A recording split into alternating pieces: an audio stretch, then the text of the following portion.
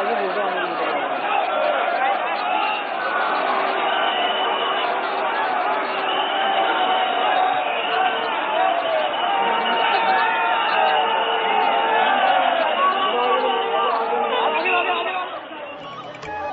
प्रणाम। कुंभ नगरी इलाहाबाद से आपका एक बार फिर IVN7 की इस खास पेशकश में बहुत बहुत स्वागत है। आपको बता दें हमारे तमाम सहयोगी चप्पे चप्पे पर इस कुंभ नगरी में मौजूद हैं। पंकज तोमर, आशीष धीर और हमारे साथ इसके अलावा हमारे सहयोगी पंकज श्रीवास्तव, साक्षी खन्ना, श्रेया, ये तमाम, मनोज राजन त्रिपाठी, ये तमाम लोग आप तक हर रंग कुंभ के पहुंचा रहे हैं और हम आपको दिखाने की कोशिश कर रहे हैं कि किस तरह से लोग, आम श्रद्धालु जो हैं वो भी यहां पर अब डुबकी लगाना उन्होंने भी शुरू कर दिया। हर कोई पुण्य कमाना चाहता है और दो तस्वीरें अब हम आपको दिखाने की कोशिश कर रहे हैं जिसमें एक तरफ आप आस्था के रंग देख सकते हैं, किस तरह से आस्था और भक्ति के रंग में डूबे हुए श्रद्धालु जो है जिनकी संख्या अब लाखों में पहुंच चुकी है और शाम होते होते शायद 1.5 करोड़ लोग यहां आज के दिन डुबकी लगाएंगे। और दूसरी तरफ तस्वीर में शाही स्नान, उसका एक अपना अलग अंदाज, यानी महानिर्वाणी अखाड़े से इसकी आज भोर में शुरुआत हुई थी। उसके बाद निरंजनी अखाड़ा, आनंदी अखाड़ा और करते करते फिर जूना अखाड़ा के जो साधु हैं, महात्मा हैं, वो यहाँ शाही स्नान के लिए आए थे और खास तरह से यहाँ पर उन्हें जो आम श्रद्धालु उनसे कहा गया था, आग्रह किया गया था कि आप कृपया कुछ देर के लिए उस स्थान को छोड़ दें जो शाही स्नान के लिए जगह है, क्योंकि फिर उसकी सफाई की जाती है और फिर एक परंपरा जो चली आ रही है शाही स्नान की, उसकी शुरुआत होती है। तो ये तस्वीर जो है अपने आप में अद्भुत होती है। कहते हैं गंगा मैया के मात्र दर्शनों से ही मोक्ष की प्राप्ति होती है, पुण्य की प्राप्ति होती है और यहाँ तो मौका मिला है, 12 साल के बाद ये मौका मिला है, तो कोई इसे खोना नहीं चाहता है। और साथ ही साथ आपको बता दें कि कुंभ का एक आकर्षण जो है वो दशनामी अखाड़ा है। कहते हैं गुरु, आदि गुरु शंकराचार्य ने इसकी साधुओं को एकत्रित किया था, एकजुट किया था और फिर इसकी स्थापना की थी। और क्या है ये दशनामी अखाड़ा, साथ ही साथ इनके बारे में भी हम आपको बताते रहेंगे। और हमारी सहयोगी साक्षी खन्ना ने तमाम जो यहां पर श्रद्धालु आए हैं उनसे बातचीत की। मकर संक्रांति का दिन है और महाकुंभ का आरंभ हो चुका है।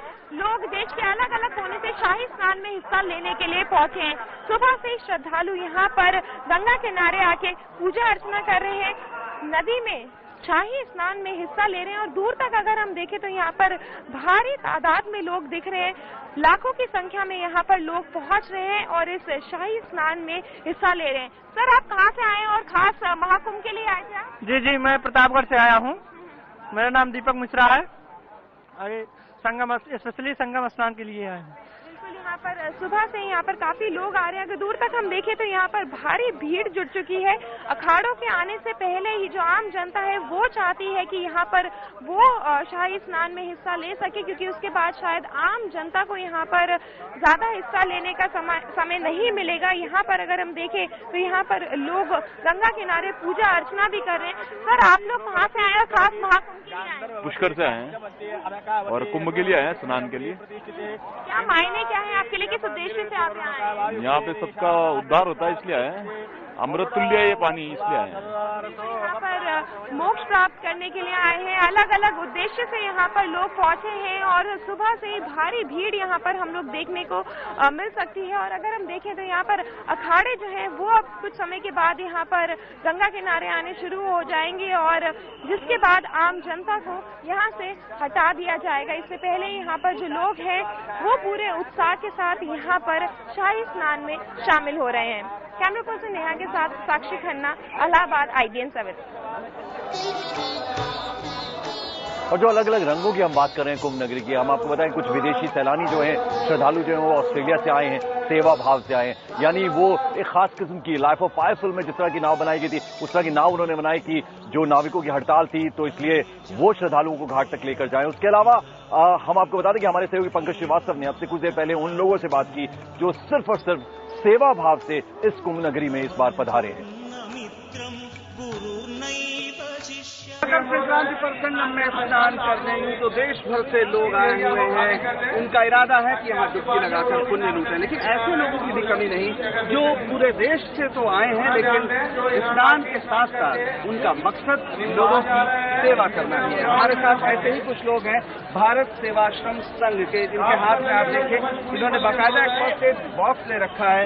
इन सबके यहाँ 3 लोग हैं और तीनों लोगों के शरीर पर एक पीली शर्ट है जो इनको दूर से अलग पहचान देती है, वैसे ही टोपी भी है। आप ये बताइए क्या सोच कर आप आए हैं, कहाँ से आए, क्या है? मैं चितरंजन का रहने वाला हूँ और मैं यहाँ सेवा करने के लिए आया हूँ। क्या करते हैं? आपको फर्स्ट एड बॉक्स आप साथ में? फर्स्ट एड बॉक्स अगर किसी को कोई इंजरी हो जाए तो उसको फर्स्ट एड करते हैं। इसमें हमारे साथ कुछ फर्स्ट एड के किट्स हैं, जैसे बैंडेज है, कुछ दवाइयाँ हैं, तो इसको हम लगाकर इसको हम लोग बैंडेज वगैरह करते हैं। और उसके बाद क्राउड कंट्रोल, लोग यहाँ पर नहाते हैं, पूजा करते हैं, कपड़ा बदलते हैं घाट पर, उसको हम लोग कोशिश करते हैं जल्दी से जल्दी भगवान नहाए और आए। यानी पुलिस ही नहीं, ये लोग भी यहाँ पर मदद कर रहे हैं व्यवस्था बनाए रखने में। क्या नाम है आपका? अच्छा, आप ये बताइए, आपको ज्यादा रुचि है, आप क्या करना चाह रहे हैं? यहाँ पर इतनी भीड़ जो सुनते हैं यहाँ पर तो लोग आते हैं, तो बोले हर चीज की सुविधा यहाँ तो हर चीज की सुविधा दी गई है, लेकिन सुचारू रूप से जो कोई भी काम हो आराम से हो, वही चीज।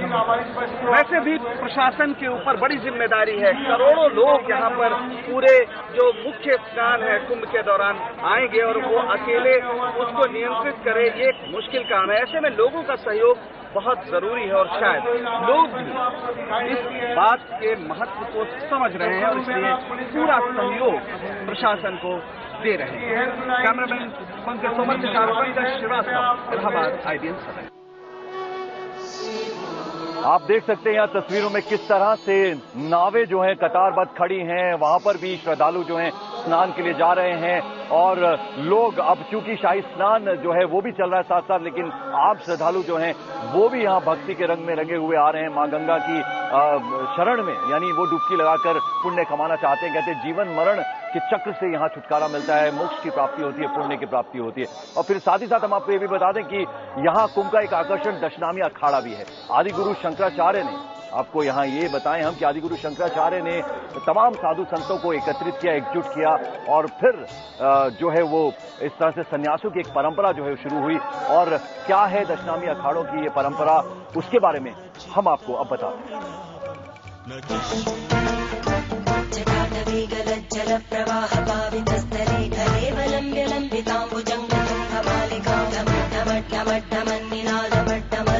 चकार चंड तांडवं तनोतु न शिवम्। तीर्थराज प्रयाग में बसी कुंभ नगरी में धूनी रमाए बैठे दिगंबर सन्यासियों को देखकर अंदाजा लगाना मुश्किल है कि वे एक सदियों पुरानी परंपरा के संगठित स्वरूप के प्रतिनिधि हैं। वो परंपरा जिसकी नींव 9वीं सदी में आदि गुरु शंकराचार्य ने डाली थी। वही शंकराचार्य जिन्होंने जगत मिथ्या ब्रह्म सत्यम का घोष किया था। ये वो समय था जब सनातन धर्म अलग अलग इष्ट देवों के नाम पर विभिन्न संप्रदायों में विभाजित था और एक दूसरे से शत्रुता का भाव रखता था। आदि शंकराचार्य ने एक तो अद्वैत की स्थापना पुनः की, दूसरा इन्होंने पंचोपासना का भी संदेश दिया। उन्होंने इन सन्यासियों को संगठित भी किया। आदि शंकराचार्य ने पश्चिम में द्वारिका पीठ, पूर्व में गोवर्धन पीठ, उत्तर में ज्योतिर्मठ और दक्षिण में शारदा पीठ की स्थापना की और देश भर के सन्यासियों को 10 पद नाम देकर संगठित किया। यही दशनामी सन्यासी कहलाए। ये 10 नाम है: तीर्थ, आश्रम, वन, अरण्य, गिरि, पर्वत, सागर, सरस्वती, भारती और पुरी। शंकराचार्य ने इन सन्यासियों को देश भर में स्थापित चारों पीठों से जोड़ा। इन सन्यासियों का एक हिस्सा नागा हो गया।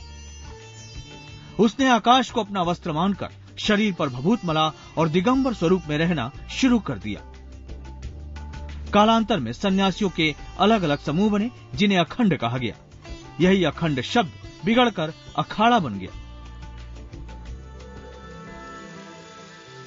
6 नागा अखाड़े हैं: अवाहन, अटल, महानिर्वाणी, आनंद और जूना। चारों मठों से संबंधित ब्रह्मचारियों का अग्नि अखाड़ा भी है। ये सभी शैव मत के हैं। बाद में वैष्णव मत के 3 दिगंबर, निर्मोही और निर्वाणी, उदासीन के 2 नया पंचायती और बड़ा पंचायती और सिखों का निर्मल अखाड़ा अस्तित्व में आया। कुंभ के अवसर पर ये सभी अखाड़े आपस में मिलते हैं और लोकतांत्रिक पद्धति से अपने पदाधिकारियों का चुनाव करते हैं। शंकराचार्य जी ने जिन अखाड़ों की स्थापना की थी और जिन 4 अपने सिद्ध आश्रमों की अथवा मठों की स्थापना की थी, उनको एक स्थान पर एकत्रित करके उनके आचार्यों के चुनाव, उनके महामंडलेश्वरों के चुनाव, इस तरह के कुंभों का आयोजन कर, इस कुंभ पर आने की और साधु संतों को बुलाने के जरूर आयोजन करते थे। ये अखाड़े शस्त्र और शास्त्र दोनों की पूजा करते हैं। आगे चलकर ये सैनिक शक्ति के रूप में भी सामने आए, जिन्होंने कई क्षेत्रीय शक्तियों के साथ मिलकर युद्ध लड़ा। अवध के नवाबों की सेना में 10,000 गोसाई सैनिकों की मौजूदगी का उल्लेख मिलता है। कुंभ में शाही स्नान और पेशवाई शब्दों से इनका जुड़ाव बताता है कि अखाड़ों के इस रूप में उभरने का रिश्ता उत्तर मुगल काल से है। ये राज्य जब बन रहे हैं तो उसमें अवध के नवाबों ने इनको प्रश्रय दिया था, ये हम जानते हैं। और पेशवाई जो अखाड़ों के साथ जुड़ा है, आज भी शाही स्नान, शाही शब्द अपने आप में आप इसकी उत्पत्ति देखें तो अपने आप समझ में आता है ये उत्तर मुगल काल का होगा। वैसे इन अखाड़ों के बीच खूनी संघर्ष भी हुए हैं। 1760 ईस्वी में हरिद्वार कुंभ में हुई भीषण लड़ाई में नागा सन्यासियों ने 1800 वैष्णव सन्यासियों को मौत के घाट उतार दिया था। बहरहाल अखाड़ों के बीच तमाम विवादों को समाप्त करने के लिए 1954 में अखाड़ा परिषद का गठन हुआ, जिसकी व्यवस्थाओं को अब सभी अखाड़े मान्यता देते हैं। 1761 में पानीपत की तीसरी लड़ाई में नागा सन्यासियों ने अवध के नवाब शुजाउद्दौला की सेना की ओर से मराठों के खिलाफ युद्ध लड़ा था। वे मराठे जो देश में हिंदू पद पातशाही की स्थापना के लिए संघर्ष कर रहे थे। जाहिर है गंगा जमुनी तहजीब का इतिहास हमें अक्सर यूं ही चौंकाता है। आशीष धीर और पंकज तोमर के साथ पंकज श्रीवास्तव, इलाहाबाद, IBN 7। और 12 ज्योतिर्लिंगों में से एक है बैजनाथ धाम। वहां से ये पंडित जी तशरीफ लाए हैं, इनसे हम जानने की कोशिश करते हैं। इन्होंने डुबकी अभी लगाई है। पंडित जी ये बताइए, बैजनाथ धाम से आप यहाँ आए हैं, 12 वर्षों बाद ये अवसर मौका मिलता है और इस बार तो 147 साल बाद ये संयोग बना है। कुछ इस बारे में बताइए। आपने गंगा मैया में डुबकी लगाई, किस तरह की अनुभूति है ये अपने आप? ये तो अनुभूति बहुत मतलब अनुभूति, मतलब इसको शब्दों में व्यक्त नहीं कर सकते, ऐसा अनुभूति है। और 147 जो आप बोले वो 147 नहीं, हमारे नॉलेज में जहाँ तक है वो 168 की है। चलिए, तो ये आपसे जानने की कोशिश कर रहे थे कि आपने गंगा मैया में डुबकी लगाई। कहते हैं कि इसमें दर्शन मात्र से ही गंगा मैया के शाही स्नान जिस अंदाज में होता है उसको देखने से पुण्य मिलता है। कहता ही है कि दर्शनम पुण्यम फलती और स्पर्शम पुण्यम फलती। गंगा का जो दर्शन कर ले और स्पर्श कर ले उसी में पुण्य है, और उसमें तो हम लोगों ने स्नान किया है, तो आप समझ सकते हैं कि हम लोगों को कितना बड़ा पुण्य और फल। और पंडित जी यहाँ हमने देखा कि मुस्लिम भाई भी आ रहे हैं, पूरी भक्ति भाव के साथ आते हैं। मकर संक्रांति का दिन आज उन्होंने भी डुबकी लगाई है, तो ये बहुत अच्छी भारत की एक पहचान है, परंपरा है। ऐसे तो हमारा अगर धर्म आप देखो तो सनातन ही जो धर्म है वो धर्म निरपेक्ष धर्म है।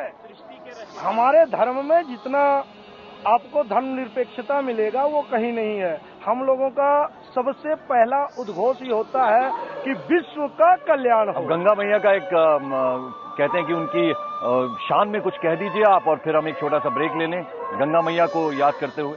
गंगा के शान में यही कह सकते हैं कि गंगा पतित पावनी गंगा, हे गंगा, जो गंगा में स्नान कर ले उसका पूरा कल्याण है, पूरा जन्मों जन्मों का पाप उसका निवारण हो जाता है। तो चलिए यहाँ हम एक छोटा सा ब्रेक ले रहे हैं। ये लगातार IBN 7 पर पेशकश हमारी आगे भी जारी रहेगी। मनोबुद्ध्यहंकार चित्तानिनाप न च श्रोत्र जिह्वे न च घ्राण नेत्रे